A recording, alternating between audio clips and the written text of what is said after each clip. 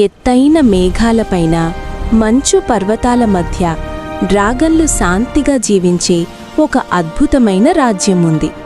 ఆ రాజ్యంలో ఒక డ్రాగన్ కుటుంబం ఈరోజు చాలా ఆనందంగా ఉంది. ఎందుకంటే వారి జీవితంలో ఒక కొత్త అతిథి రాబోతోంది. నిశ్శబ్దం నిండిన గుహలో ఒక చిన్న శబ్దం వినిపించింది. అది ఒక చిన్న డ్రాగన్ పుట్టిన శబ్దం. కాని ఆ చిన్న డ్రాగన్ని చూసిన క్షణంలోనే అందరూ షాక్ అయ్యారు.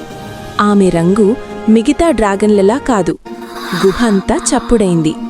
ఇది మనలాగే లేదు, ఇది వేరేలా ఉంది అనే మాటలు గాలిలో తేలాయి. అమ్మ డ్రాగన్ ఆ చిన్నారిని తన రెక్కల్లో దాచుకుంది. నీ రంగు ఏమైనా నువ్వు నా బిడ్డవే అని ఆమె హృదయం చెప్పింది.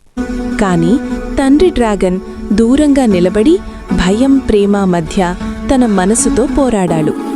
ఆ రాత్రి చంద్రుని వెలుతురులో ఒక కఠినమైన నిర్ణయం తీసుకున్నాడు. చిన్న డ్రాగన్ని తీసుకుని సముద్రం వైపు దూరంగా ఎగిరాడు.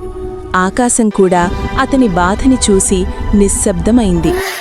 వేరుగా పుట్టిన తప్పేనా, లేదా లోకం చూడలేని అందమా? నేను వేరేలా పుట్టానని నన్ను ఒంటరిగా వదిలేశారు. నా కథ ఇంకా ముగియలేదు. పార్ట్ 2 చూడాలంటే KVS 9 క్రియేషన్స్ ఛానల్ని సబ్స్క్రైబ్ చేసుకోండి.